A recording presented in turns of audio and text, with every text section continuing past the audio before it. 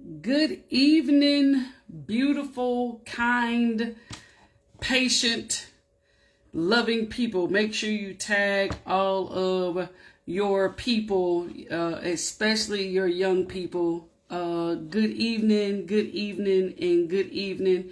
Again, please make sure that you tag your young people, your old people. I am about to give out some very, very, very good information, and I would hope that I can get you all to come on and visit with me for just a few minutes. I have some very important information that I think is important, especially for those who live in the state of Georgia and those who attend public schools right here in Valdosta specifically. So if you will, please grab a few people. I am going to be talking about the cost of carrying, and I'm going to be dealing with weapons on campus tonight.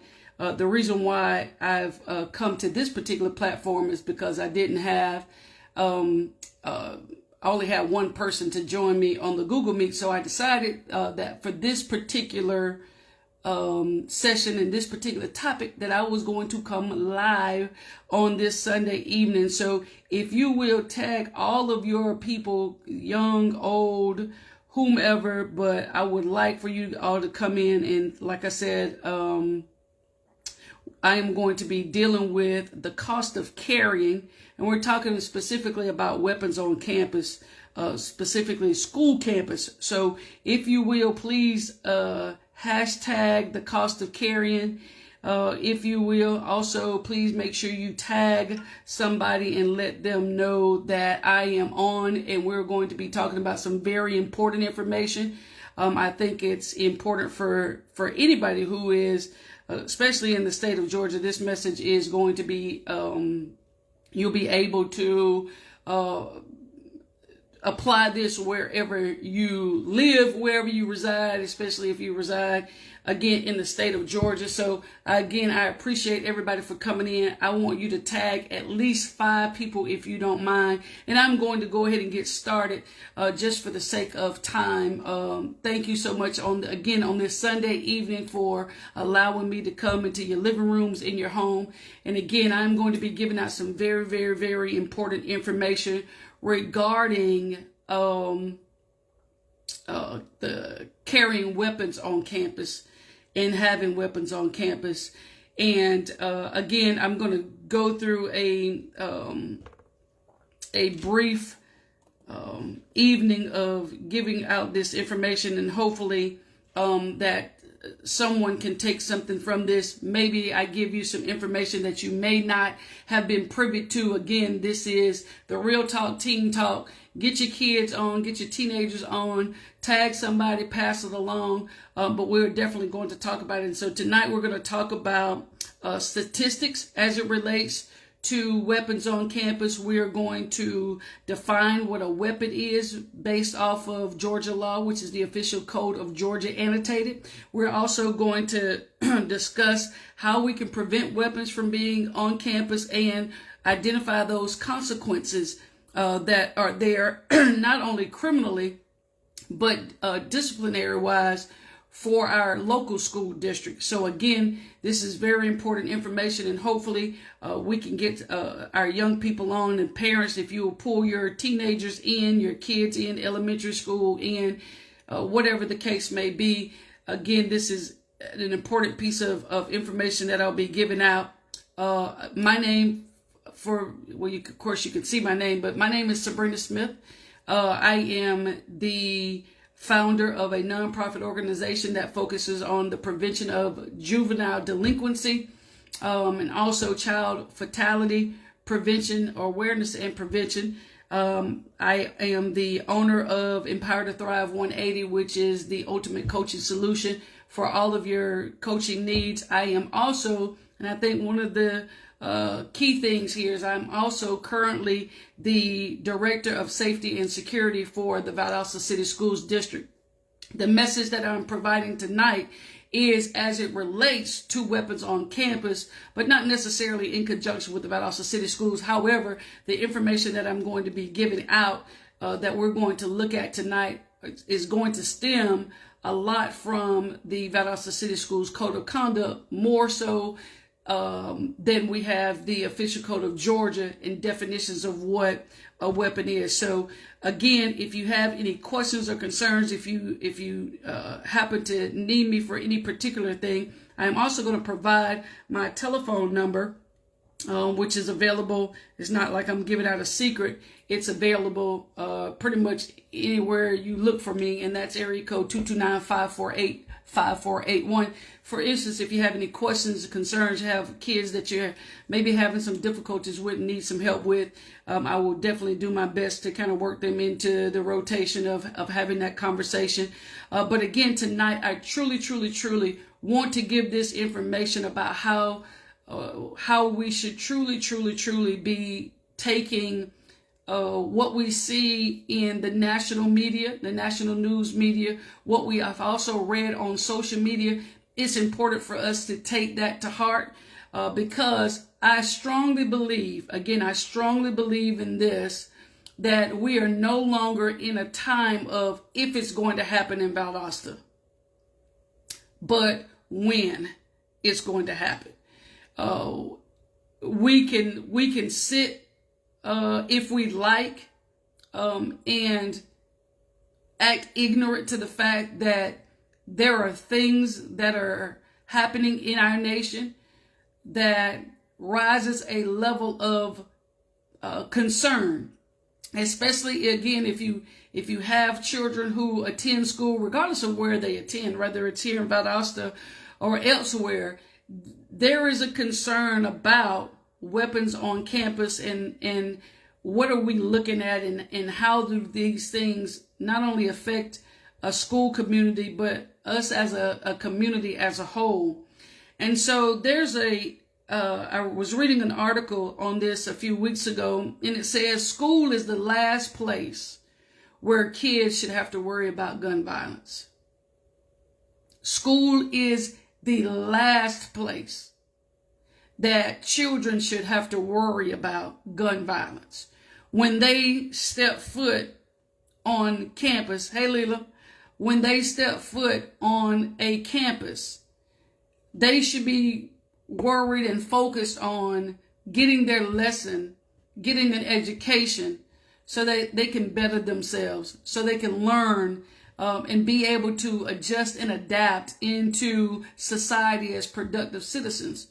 But if our children have to worry every day, all day, if our educators and our staff members have to worry every day about whether or not something is going to occur as it relates to gun violence while they're at school, then there is no way that they can teach to the level or learn to the level that they're truly capable of. Our children deserve better. Our educators deserve better, and our community deserves better. So it's truly important for us to understand how powerful and how serious this is. This is something that we cannot afford to turn a blind eye to or be silent about. It was Dr. Martin Luther King who says in one of his speeches, he says, our lives begin to end the day we become silent about the things that matter. And so let's deal with this elephant that's in many rooms when it comes down to schools.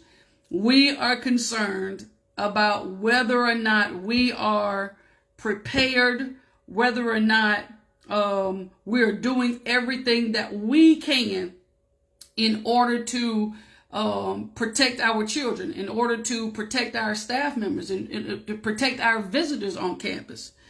It is no secret that on May 24th of last year, a gunman shot and killed 21 victims, 19 children and 2 teachers, and several others were injured at Robb Elementary School in Uvalde, Texas. And since then, we've had several incidences of gun violence. I'll take you, we had several months ago, not too many months ago, but we had a few months ago where a 6-year-old student took a handgun to school, and he was in the first grade and shot his teacher. Serious concern. Then there was another incident, another case out in Texas, if I'm not mistaken, where a young man was being searched by school officials, and he ended up shooting and killing one, injuring another, and then taking his own life after he left campus. Then a couple of weeks ago in Nashville, we had Covenant Christian School, who experienced death of not only the headmaster, but staff members and students in Nashville. So again, we're not looking at something that cannot. I'm sure if you polled a lot of people where these things have happened and they were like, not here, or whatever the case may be. But tonight I want to talk about statistics. I want to talk about the law. I want to talk about prevention, and I want to talk about consequences. What can we do all the way around? So for the last 20 years, we've all had to live with the reality that gun violence on school campus is increasing, and it's becoming more frequent.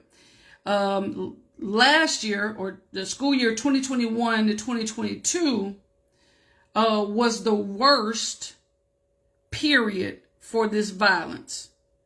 There were 49 incidents in every school year since 2013.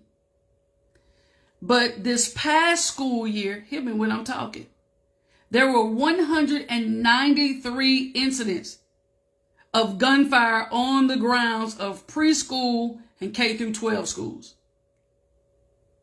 So quadruple from almost 50, 2013, 2014, 15, 16, 17, 18, 19, 20, 2021, last school year, there were 193 incidents. If that doesn't raise our level of concern, it should. It's on the rise. So as a community leader, I understand the importance and the significance. Good evening. Thank you for joining. The significance of taking any proactive approach that we can in order to prevent violence in schools so that they can be safe places for educators and students. What can we do? So tonight, this is just a part of it. And I understand that people are busy, but this is one of those things that I believe can bring awareness. Social media is not always bad. This is a platform that we can come and provide information. We can come and provide positive things for our community and people who are not here or not able to come and assemble together. Like, seriously, this is where my heart is. And like I said, normally I do these every first and third Sunday, but they're in a closed session under a Google Meets link that you can use to join in. But tonight I decided this is important enough that it cannot be discussed within four walls. It is more important than that. It is more serious than that. And it is truly something that we as a community, parents, staff members, cabinet members, that we just truly have to think about. And so this is why we're doing this outside of the four walls that I normally do it in. So let's look at some analysis that have been done on violence in schools. And one of the first things that's important to note is that those who commit violence on school grounds, especially the active shooters, often are connected to the school. It is really rare that someone that does not have a connection to the school, whether it's past or present, that most of the times in those active shooter situations, it is going to be someone who has a connection to that school. And it kind of goes back to, it's a rare thing to have someone who knows nothing about the school, who knows nothing about the campus, who knows nothing about the personnel that's there, who knows nothing about the student body, who shows up. That's the first thing. That the school shooters, the active shooters, are often connected with the school. Number two, guns that are used in school-based violence generally come from the home of the student or a friend or a family member. So if you have weapons in your home of any kind, it is very important for you to make sure that those weapons are secured and locked away with a key and a passcode and hidden, and that your teen or your young person or even some adults, that they are not privy to that information, that they don't even know where it's at. Again, guns used in school-based violence. We're not talking about stuff on the streets. We're not talking about stuff in businesses, but we're specifically talking about gun violence in schools. Those guns used generally come from the home, from a family member, or from a friend. So we gotta be more mindful when it comes to preventative measures in making sure that these guns, these weapons do not get into the hands of anyone, not just, like I said, not just a current student, but anyone who is a former student, right? Number three, shooters nearly always exhibit warning signs of potential violence that concern people around them. We have to pay attention. Pay attention to what our children are saying. Paying attention to what and knowing what they have in their rooms. Come on now. Let's talk the real talk, because this is real talk, teen talk. We need to be making sure, because you may not have a weapon in your house, but there are opportunities for young people to be able to get a firearm or a handgun from anywhere on the streets these days. This is the truth of the matter. This is a fact. So it is important, parents and guardians, please make sure that that's your house. You hear what I'm saying? That is your residence. You are the adult. You are the grown one. You are the one who makes the decisions and pays the bills. Check their rooms. Check their book bags. Be mindful of them being sneaky and not wanting. Why do they not want you in the room? There's a reason for this. Okay? There are warning signs. Are they talking about hurting someone at school? Are they talking about hurting somebody at a bus stop? Are they talking about gun violence at athletic events or extracurricular activities? These are warning signs. What are they writing? What are they drawing? What are they engaged in? Are they fascinated with weapons to the point that it goes beyond just hunting and target shooting in a confined area? So there are three things that we can pick up, just three basic things that we can pick up from the analysis that are done by the FBI and other people, other agencies who take a strong stance on the prevention of school-based violence. Okay? Number one, most often, generally, school shooters are connected to that school, past or present.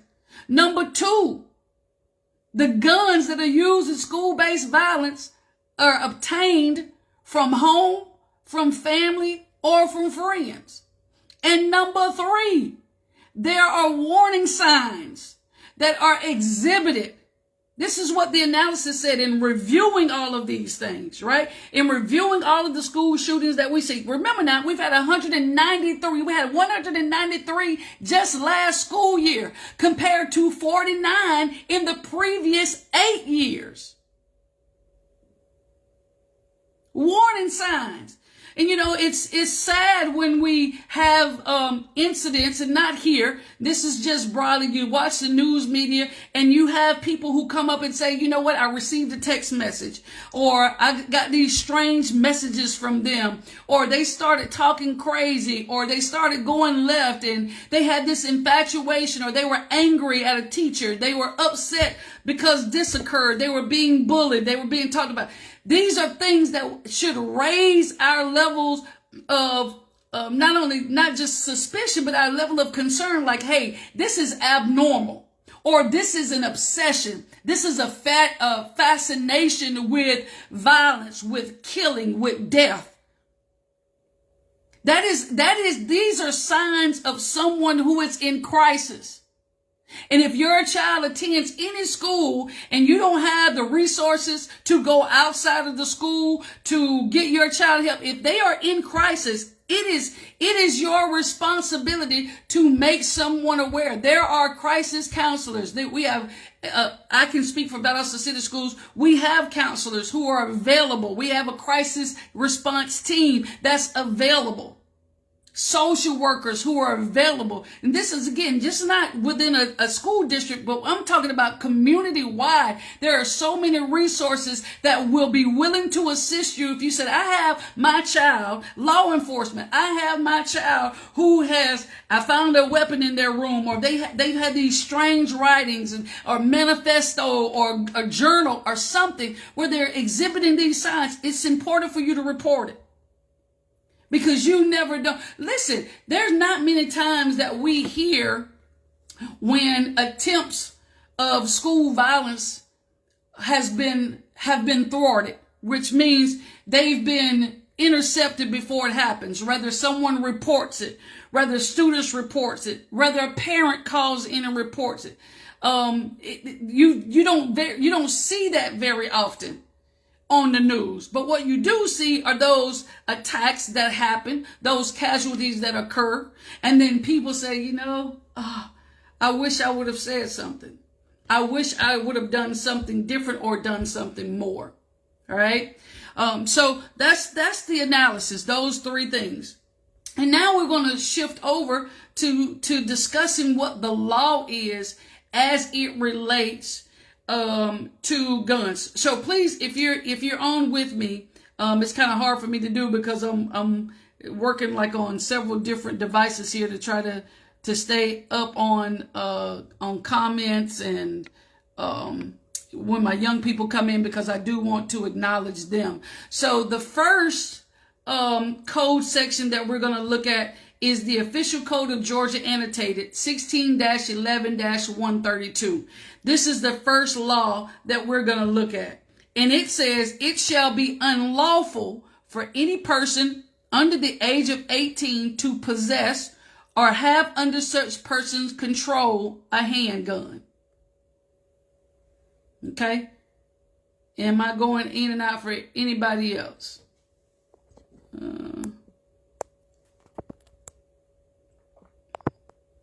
Let me make sure. How are we now? So we're going to look at 1611-132. Again, it says, it shall be unlawful for anyone under the age of 18 to possess or have under their control a handgun. Simple as that. This is, as you can see, this is primarily school-age children, right? It's illegal. It cannot happen. It should not be happening, because the mindset behind it is is they're not mature enough to be able to handle something that can cause so much harm and danger if not used correctly, whether accidentally or intentionally. Right? And there are exceptions to this particular code section we're not going to go into, but there are exceptions when they're at a range, when they're hunting, when they're under the supervision of a parent or an adult, right? But it's unlawful for them to be in possession of it. And if they are caught with it, then it is a crime. And we're not, at this particular point, we're just talking about the general public, general out in the open. Now, once you're over 18, of course, Georgia law says if you have a right, if you are able to legally obtain a firearm, you can have it and carry it in the state of Georgia. However, this does not apply to anyone who is under the age of 18. Okay? So we also have Georgia Code 16-11-127.1. I'm going to drop this here. So I thought I was. OCGA 16-11-127.1.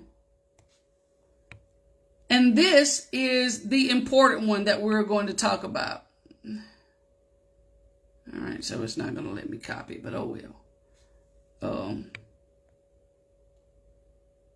This is the official code of Georgia annotated as it relates to weapons in school zones.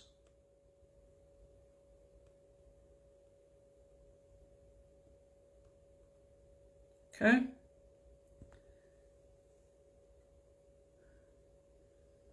(16, 11, 127.1). And it says, it shall be unlawful for any person to carry or to possess or have under such person's control while within a school safety zone, at a school function, or on a bus or other transportation furnished by a school, any weapon or explosive compound other than fireworks or consumer fireworks. Okay? This is the law. Let me try to do something a little bit different here, y'all. Hold on a second.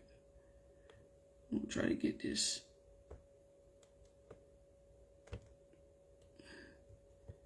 Try to get this posted up so we can see it. Give me just a second.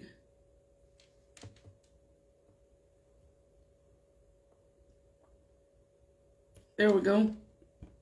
Boom. Unlawful. Right? So, as we look at this, what is a weapon? Okay, let me just rewind a bit. Okay? Unlawful for any person to carry to or to possess or have under such person's control while within a school safety zone. Okay? At a school function, that's basketball games, football games, baseball, track and field, at any school function, on the bus or any other transportation that is provided by the school. Now, also note, this is very important. A lot of people misunderstand this, but a school bus stop is deemed part of the school zone. Okay? It's important to know it. Important to know it. Or any other transportation furnished by school, by a school, any weapon or explosive compound. So it's any weapon. Any. Can't have it. Right? So let's look at what the law says about what a weapon is. Now, for those of you who attend Valdosta City Schools, on page 30 of the Code of Conduct, this exact verbiage from the Official Code of Georgia annotated 16-11-127.1 is listed. If you are in possession of any weapon, again, on school grounds or within the school zone, at a school function, school transportation, or bus, it is a felony. Hear me and hear me good. This is not something that we can afford to ignore or not to be concerned about. It is a felony.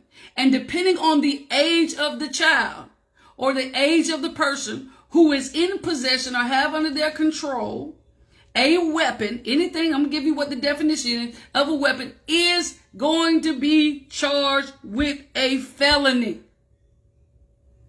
Do not bring it to the bus stop. Do not bring it on the bus.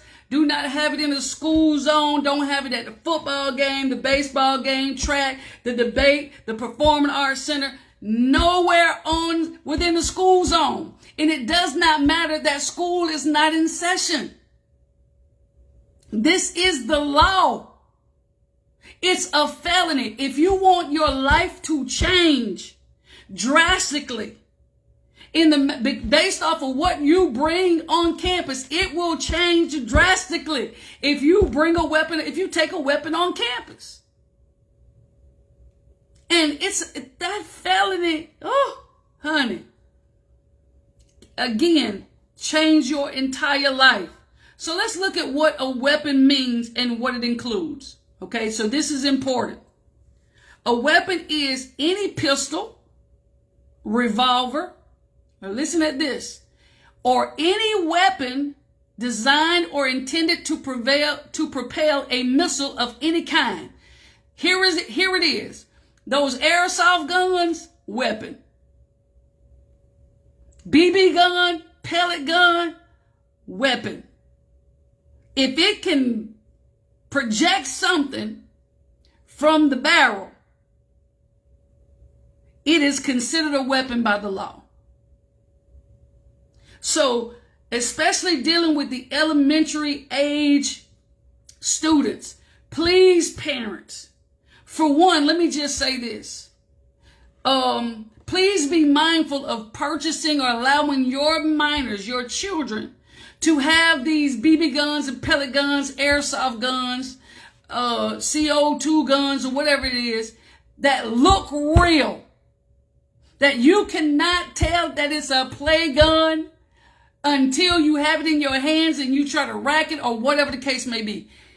If they look real, they can be perceived real by anybody.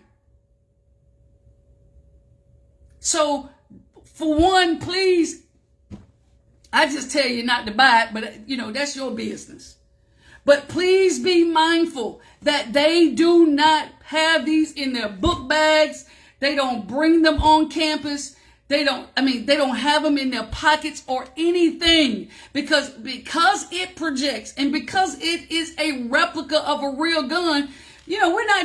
We shouldn't just be concerned with the fact, okay, this child may be charged with a felony and expelled or suspended from school, but you also have to worry about if this child should pull this gun that looks real and points it at someone.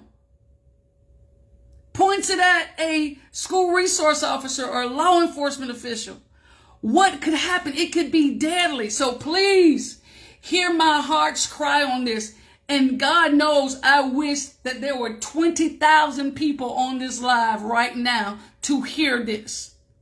Please make sure that they do not put their toy guns, their BB guns, their pellet guns, their airsoft guns, their Orbi guns in their book bags and take them to school. There are consequences, even if it's unintentional, because again, it is unlawful for any person to be in possession of or have under his control.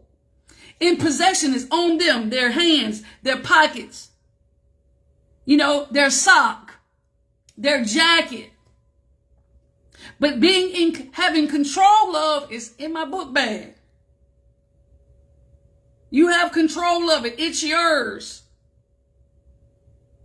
Please hear me when I say what I'm saying.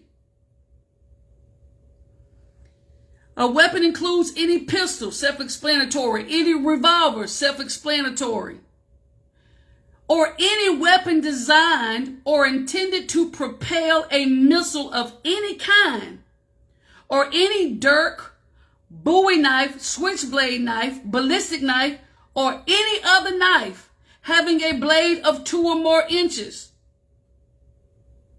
Knives is considered a weapon, and having it in a school zone, simply having it, doesn't mean that you pull it out and threaten somebody with it. Doesn't mean that you're in an argument and pulling out. Simply because you have it on campus, you have it on the school, within a school zone, on a bus, at a bus stop, at a football game, basketball game, baseball game. I'm running back through them because I wanted to sit. It's a felony. It is unlawful. It is not only against your student code of conduct, but it's also a violation of the law. No knives. No knives. Now, again, this is the legal definition. We're going to go in here in just a few minutes, and we're going to look at, like I specifically said, we're going to look at the Valdosta City Schools Code of Conduct, and we're going to look at how it's worded as it relates to punishment for that. Okay, so no knives, dirk, bowie knife, switchblade knife, ballistic knife, or any other knife having a blade of 2 or more inches. Again, this is not about threatening anybody. And if you're on here, please share it. This is not about threatening anybody. This is just simply about being in possession. It is illegal. 2 or more inches. Straight edge razor, razor blade, a spring stick, knuckles, whether made from metal, thermoplastic, wood, or other similar material. No blackjacks, no bats, no clubs, no bludgeon type weapons, or any flailing instrument consisting of 2 or more rigid parts connected in some such manner to allow them to swing freely. You know, like a nunchuck. That's illegal. Nunchucks, shurikens, fighting chains, or any disc or whatever configuration, having at least 2 points or pointed blades, which is designed to be thrown or propelled, and which may be known as a throwing star. Y'all know about the stars, the ninja stars, or oriental dart, or any weapon of like kind, and any stun gun or tasers. Cannot have a taser on campus. If your child is being bullied, listen to me. If you have had issues with your child being bullied, please report it. Georgia law requires that incidents that are reported of bullying, and there's a definition for what bullying is. I know some people may not like it, but just one instance of something happening from one person to another is not bullying. But if there's a pattern or multiple incidents, now you're looking at what potentially could be bullying. Okay? So regardless of that, I can't bring it, because you can't bring a taser or a stun gun because it's dark when you get on the bus and you want to protect yourself. I understand. However, it is considered a weapon, and regardless of your intent, simply being in possession of it on school campus is illegal. And like I said in the beginning, and I'll go over it here now, any person who violates 1611-127.1 is guilty of a felony. If you are, just say you are a parent. Now, there are exceptions to being in possession of a firearm, or let me just say this, a weapon on campus, as we've just gone through and discussed. There are exceptions to that law. I don't want to get in there, but if you're a parent who comes on campus, remember this. It must be in your vehicle. You can't just oh, because you're a license holder that you're not going to get into any school. You're just not going to do it. Period. Now, as it relates to the question that is in the comment, what about mace? As you see here, it is not considered a weapon. However, we're going to go and look. And maybe we'll get to it, maybe we don't, but we're going to look at what the code of conduct is, because we have to remember now there are two separate things. Just because it's not illegal by the official code of Georgia does not mean it's inappropriate or unacceptable for school campus, school functions, or school events of a bus or bus stop. Make sense? So what we're looking at here is a weapon. Now, if that mace is used offensively against someone, it can be considered a weapon. Not being charged up under this particular code section, but it could be charged up under something else. Make sense, Aaron Winston? Okay, so like I said, any license holder, you're not getting in the building. Your firearm must be left inside your vehicle. And again, I'm not going to go into that. I just, because there are laws behind that, and I just don't. That's not my focus tonight. If we have to come back, and we'll come back and deal with it. So let's look at the consequences as it relates to the code of conduct. And like I said, we're going to look at Valdosta City Schools, just because I have that code of conduct in front of me. And so for those of you who want to go back and look this up in the future, you want to start reading on page 36 of the Valdosta City Schools Code of Conduct, Code of Student Conduct. Under Event Code 22, weapons or knife, it says the possession, use. Now this is the student code of conduct that I'm reading now, which is not what I just covered under 1611 127.1, although it is being pulled from that particular code section. So Event Code 22, weapons and knife, the possession, use, or intention to use any type of knife, including a pocket or pen knife, to inflict harm on another person or to intimidate another person.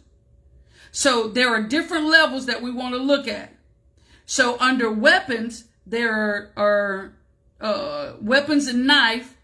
There are 3 levels. Okay. The first level is the unintentional possession of a knife with no intent to harm or intimidate. The discipline action will be left to the discretion of the principal or his or her designee. That's usually the AP. That's level 1. Level 2 is the intentional possession of a knife with no intent to harm or intimidate. Discipline is left up to the discretion of the principal or his or her designee.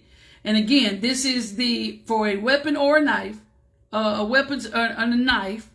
This is just for knife.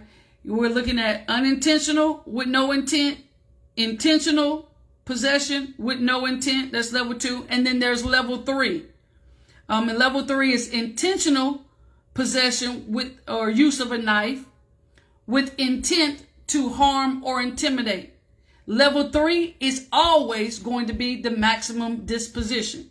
The maximum disposition on that, this is not left into the hands of your principal. This is your parent will be contacted. There will be out of school suspension. There will be a recommendation for a tribunal hearing and a possible referral to the school resource officer. And I'm here to tell you, if your child is in possession of a knife, there is going to be a referral to the school resource officer. Just because we want to take a proactive approach does not mean that charges are going to apply, but there will be a referral to the school resource officer for that.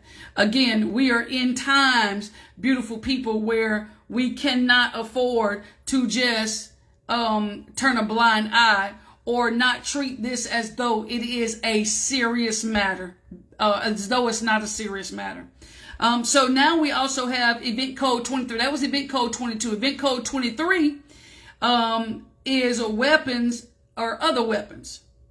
Okay, it's the possession, use, or intention to use any instrument or object to inflict harm on another person or intimidate another person. Included in this code are chains, pipes, razor blades, ice picks, dirts, nunchucks, brass knuckles, Chinese stars, billy clubs, tear gas guns, cap guns, BB guns, pellet guns, electrical weapons or devices, explosives or propellants, firecrackers, and other fireworks are also included if fire is not involved. So you have the unintentional possession of a weapon is going to be level 2, and the intentional possession of a weapon is going to be level 3. And this again is not related to knives or handguns. This is these other weapons. All right, level 2 and level 3. In level 2, again, in level 3, the maximum parent contact out of school suspension, or OSS for short, possible recommendation for tribunal, and possible referral for the school resource officer. Okay? Anybody have any questions on that? So next we have event code 25, and this is regarding handguns. So we have knives, we have other weapons, and now we have handguns. This is a possession of a firearm that has a short stock and is designed to be held and fired by the use of a single hand and any combination of parts from which a firearm described above can be assembled. And any combination of parts from which a firearm described can be assembled. So if a child takes a slide to a handgun, that is a combination of parts. They just have the barrel, or they just have the grip. That's a part of it. So it's an automatic level 3, which is directly to the maximum suspension or maximum disposition, which is parent contact, out of school suspension, recommendation for a tribunal, and referral to school resource officer.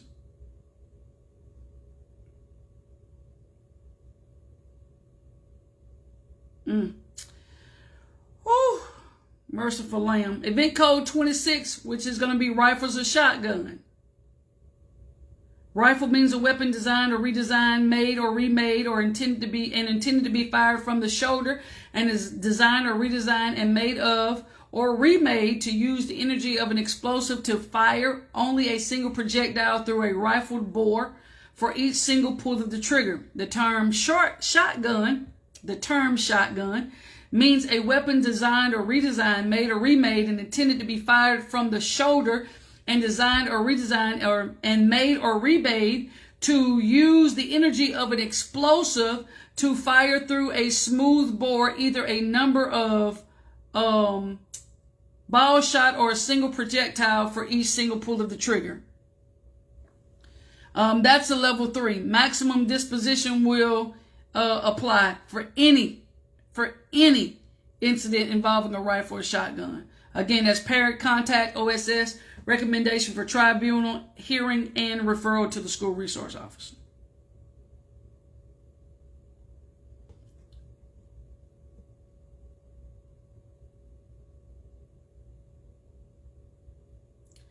The last one I want to look at is event code number 28.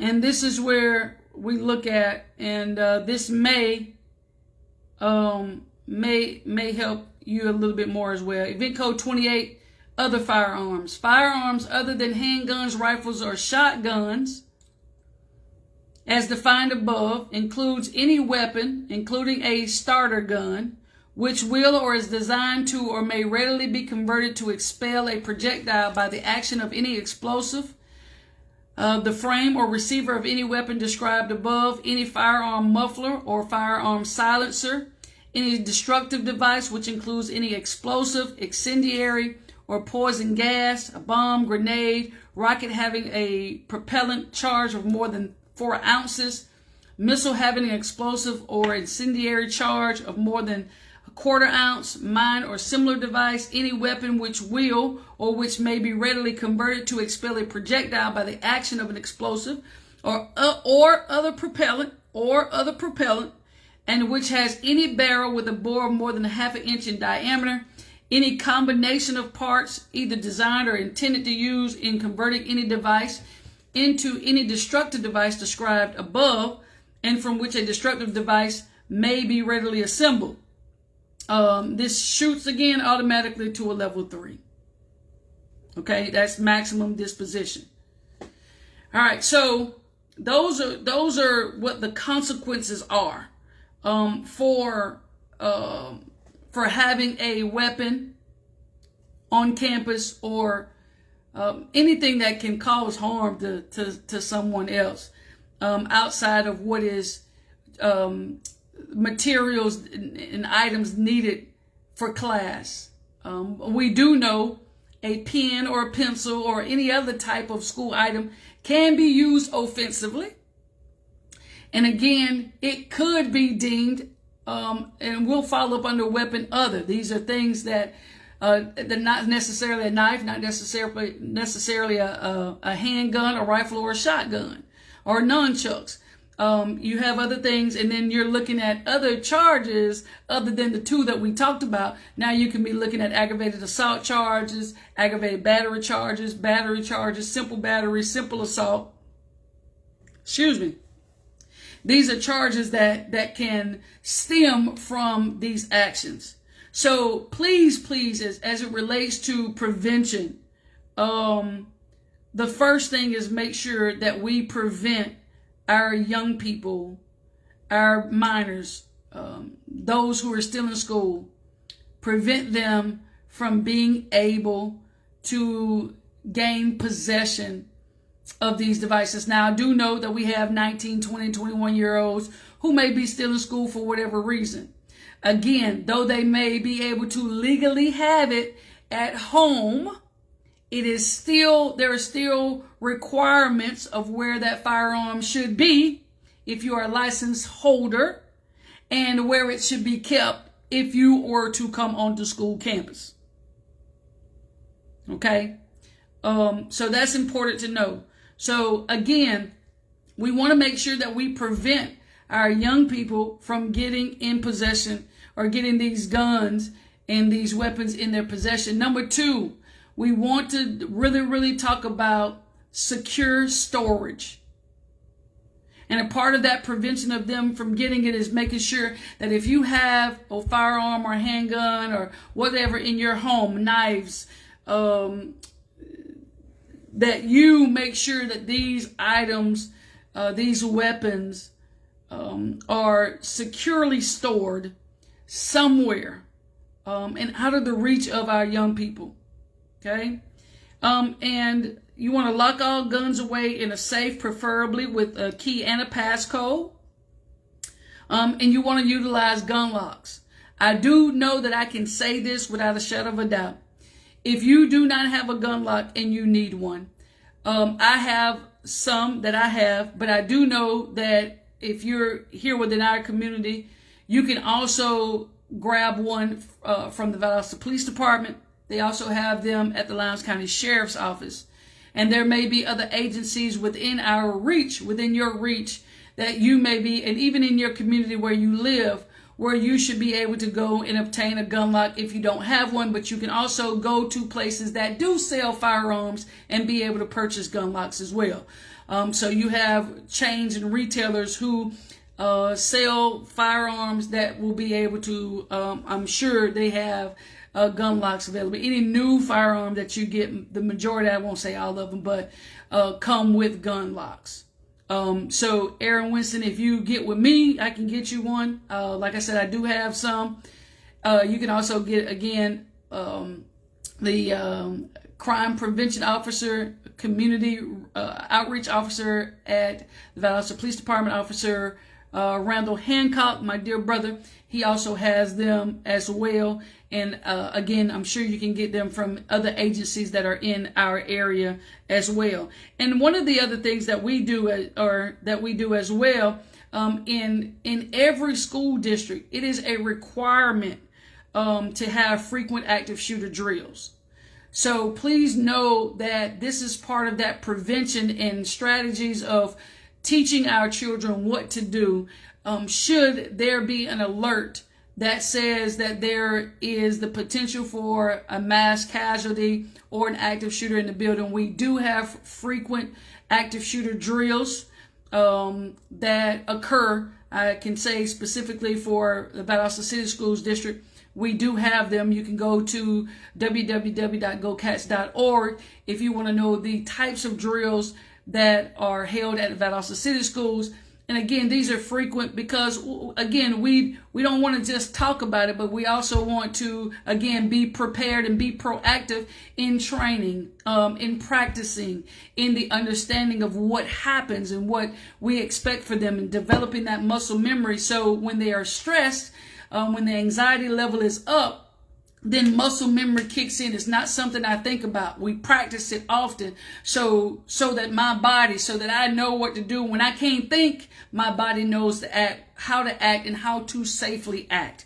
And so, again, beautiful people, I wanted to come on tonight, and I thank you so much for your time, but I wanted to come on tonight because, again, school is the last place where our students, where educators, where parents, or visitors, it's the last place that we should have to worry about gun violence. And so tonight, I really just wanted to come on in alignment with my Real Talk Teen Talk series that I've done over the last couple of months, in bringing awareness to some of the things that we see as it relates to dealing with our young people, not just things that we see here locally as a result of things that we're seeing here locally, but also the example that we can learn from that happens in other school districts, other states, right? That we can learn and say, hey, what are we doing to help?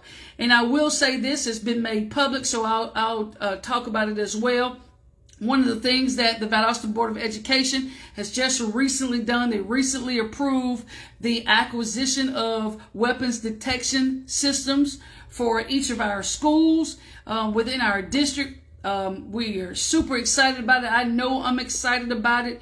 It is a proactive measure to try to prevent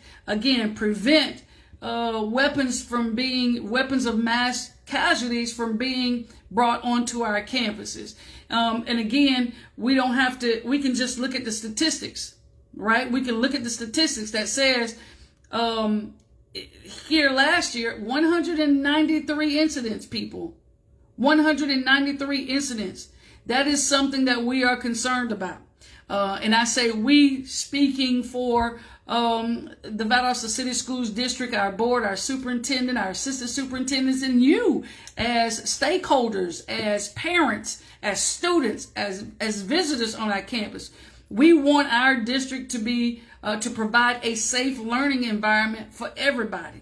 Listen, that is one of my priorities. That is one of my responsibilities. And I am truly excited. We're going to work as diligently as we can with our vendor, with our provider and the manufacturer to get those here and to get those installed as soon as we can.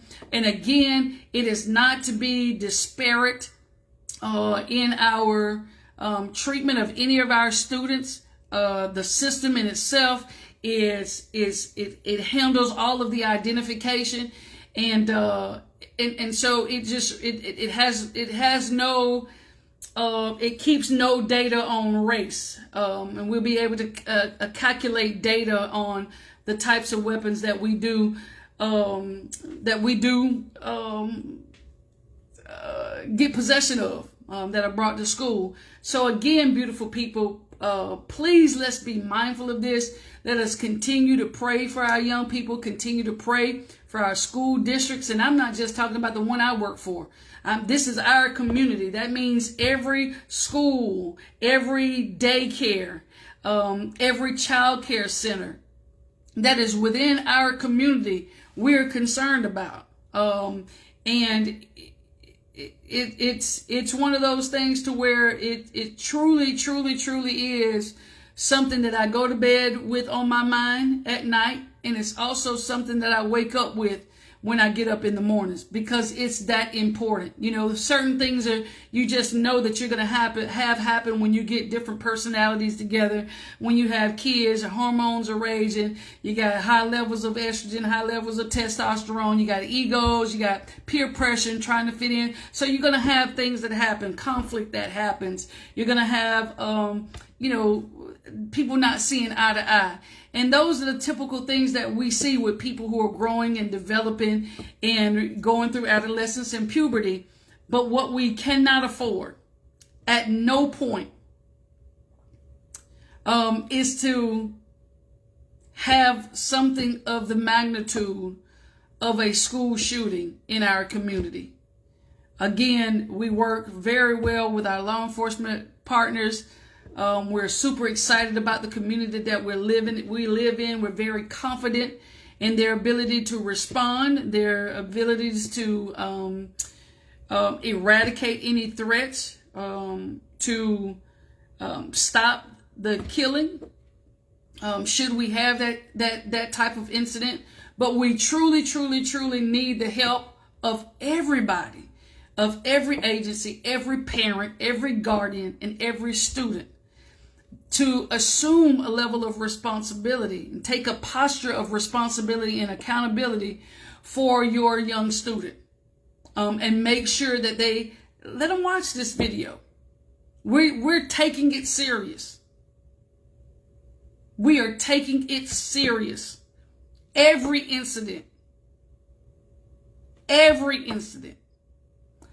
So have that conversation with them. Let them know that we need their help just as much as you all need the help of the adults and the educators within any system. So students, be mindful of what you have in your possession. Know what you can and cannot have. Don't take anything from anyone that you should not have. If you see something, say something. Report it immediately. If you, for whatever reason, feel like you will be called out or recognized as the person, use the anonymous alert platform that our district has, and several districts around our community has. I know Lowndes County Schools have it, Cook County Schools have it, Colquitt County Schools has it as well. It's anonymous alerts where you can go on and you can report incidents of someone being in possession of something that they should not have on campus, especially weapons. If someone threatens to bring a weapon to school, please let someone know immediately. Like I said, beautiful people, this is important for me. This is important for me. And again, I wish I could share this on the mountaintop. I wish I had as many people as Facebook Live could hold listening to me now. But unfortunately, it's not. But I'm going to share this. I'm going to push this and stand behind this with every breath in my body. I believe that strongly in our ability to prevent, right? And not just respond. And prevention, awareness and prevention is all of our responsibility. Is a burden that we all should have on our shoulders and have on our thoughts and in our hearts. For our young people. So I won't hold up any more of your time. I appreciate you all so much for tuning in. Thank you for those who have shared. Thank you for those who have been on from the beginning and stayed until now. Again, this is information that I believe is very, very, very important. Again, we do not want to be the next breaking news. We do not want to have to make those reports, and we don't want to have people worried and concerned about their children on any of our campuses. So again, thank you all so much for watching. Please tag, share, and again, from me to you, I just want to do what I can to be a proactive solution and bring this information out. And again, hopefully it will help someone. Hopefully it will increase our level of awareness, that we're paying attention. We're aware of our young people. We're aware of ourselves. They're aware of themselves and their peers. they're being watchful, mindful, and if they don't feel safe, then I'm not doing my job well.